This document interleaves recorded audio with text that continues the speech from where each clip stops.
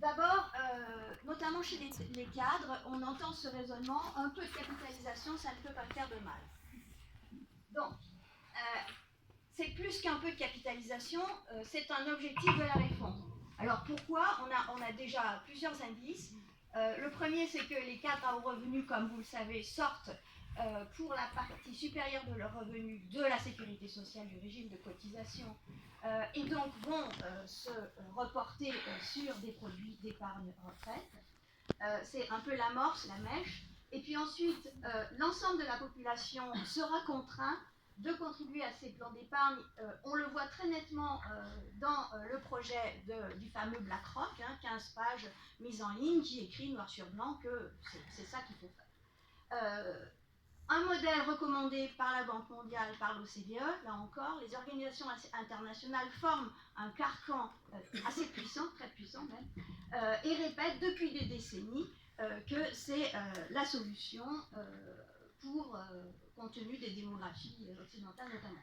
Enfin, au niveau français, depuis peu, la loi PAC, avec le plan d'épargne retraite, et la directive européenne qui est en cours, qui crée elle aussi un cadre nouveau de la gestion d'actifs précisément pour l'épargne retraite, sont vraiment là les dispositifs techniques qui sont quasiment en place. Alors, un peu de capi, ça ne peut pas faire de mal, ou beaucoup de capi, ça ne peut pas faire de mal.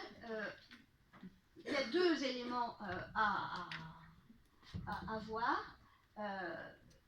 Un, cette capi serait supposée permettre d'obtenir un complément de retraite, et deux, elle serait aussi censée participer au financement de l'économie productive. Et on retrouve souvent ces deux arguments liés, c'est-à-dire la capitalisation assurerait une partie de la retraite des individus, mais aussi elle financerait notamment les besoins de fonds propres des entreprises. Alors qu'en est-il ? Donc la première partie, le discours théorique à l'appui de sécurisation des retraites, c'est trois choses. Les marchés financiers mutualisent les risques, donc il n'y a pas trop à se faire souci. Les marchés sont efficients, c'est-à-dire qu'ils découvrent le prix correct des entreprises, ils allouent le capital de façon optimale, ça c'est vraiment la vulgate néoclassique de base. Et les gestionnaires d'actifs agissent dans l'intérêt exclusif de leurs clients. Alors, les structures réelles maintenant. On a beaucoup parlé de cotisation définie à cause de ce régime à points. Ce terme cotisation définie, c'est aussi le terme pour décrire ces dispositifs d'épargne retraite. Il faut savoir que ça n'a pas toujours été le cas dans l'histoire. Il y a eu des fonds de pension à prestations définies, il y en a encore quelques-uns. Mais ce qui est offert et ce qui sera offert en France aux épargnants, ce sont des plans à cotisation définie. Et ceci, qu'est-ce qu'ils proposent ?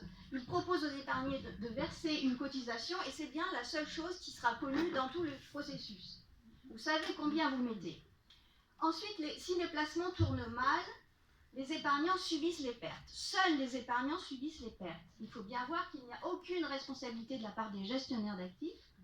À titre individuel, bien sûr, non, tant qu'ils ont suivi les règles correctes de la profession, évidemment.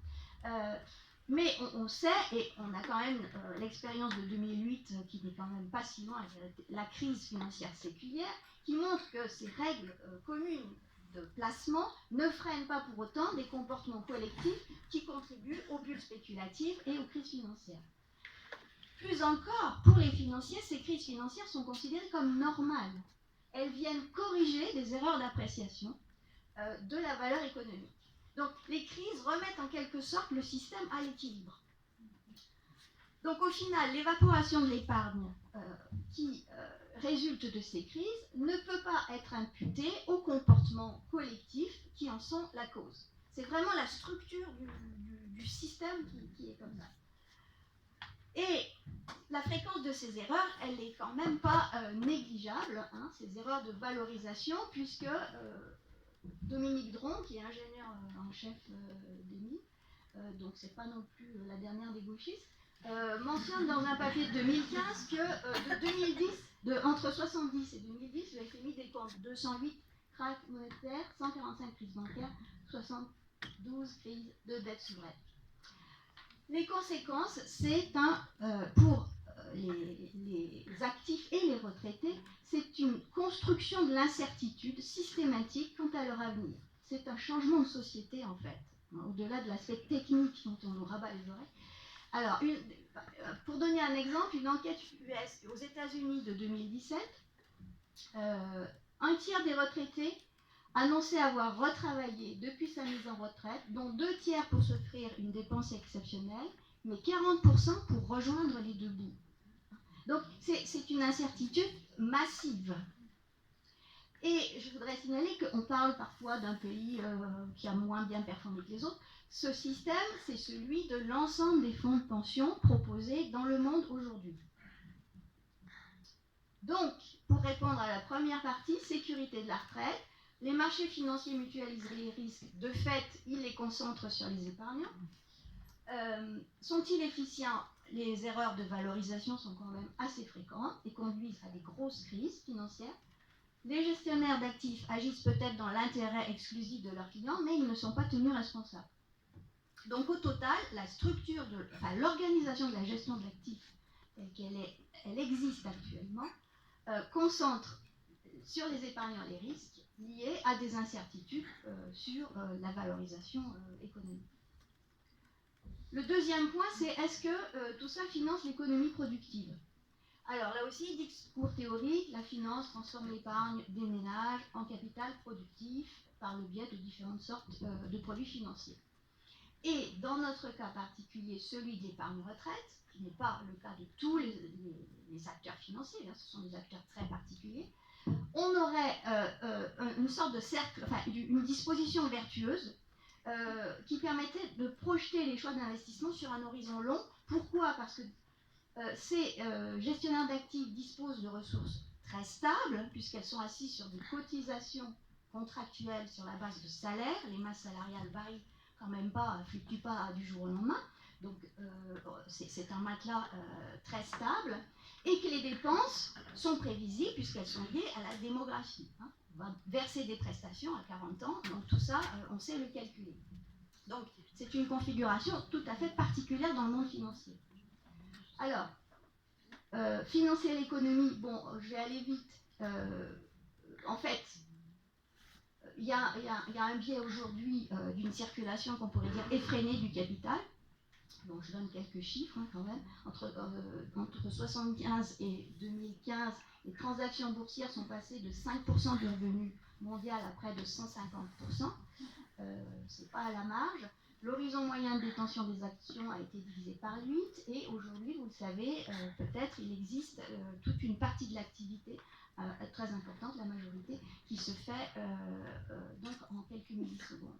Alors les conséquences de ce court-termisme, c'est entre autres, parce qu'il y en a d'autres, la diminution des dépenses de recherche et développement, les sous-investissements des entreprises en bourse, au point que ce système ne fonctionne plus bien.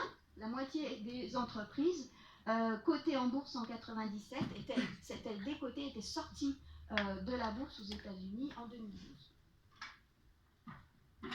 Alors, le deuxième point, c'était celui sur cette situation des gestionnaires d'actifs qui auraient tout qui ont les moyens pour faire de la gestion à long terme, mais qui pourtant ne le font pas. Alors, durée de détention, même chose. Un raccourcissement des horizons de gestion faramineux.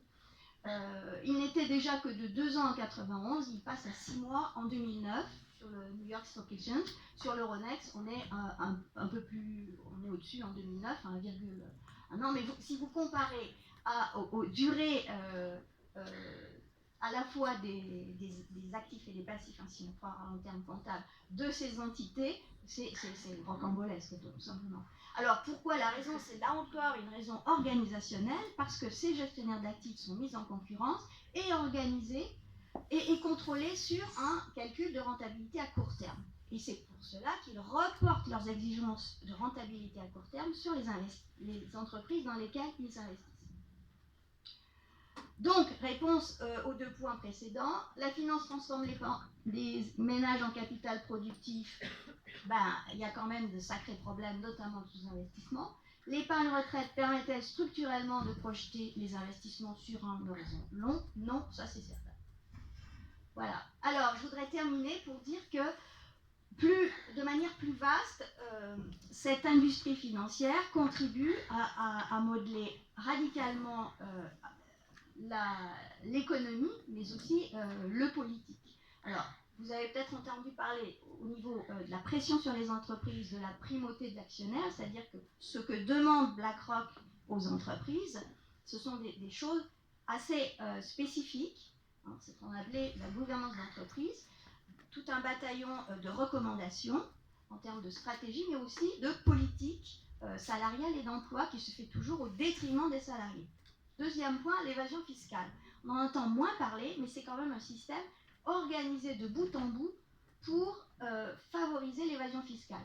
Tant les gestionnaires d'actifs eux-mêmes, qui sont domiciliés à Luxembourg ou en Irlande, que aussi les entreprises dans lesquelles ils investissent et qui poussent évidemment à utiliser les domiciliations fiscales qui vont bien, les Pays-Bas pour l'Europe.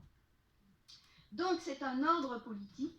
Donc il y a à travers cette gestion d'actifs qui peut paraître assez technique, un soubassement politico-économique très fort, néolibéral, dont mes collègues ont pu retracer quelques aspects. Le garrot d'or de la dette et de la finance, un billet que Benjamin Lemoine a écrit sur notre blog, et puis l'importance de BlackRock comme agence internationale de conseil au gouvernement qu'a écrit Bruno.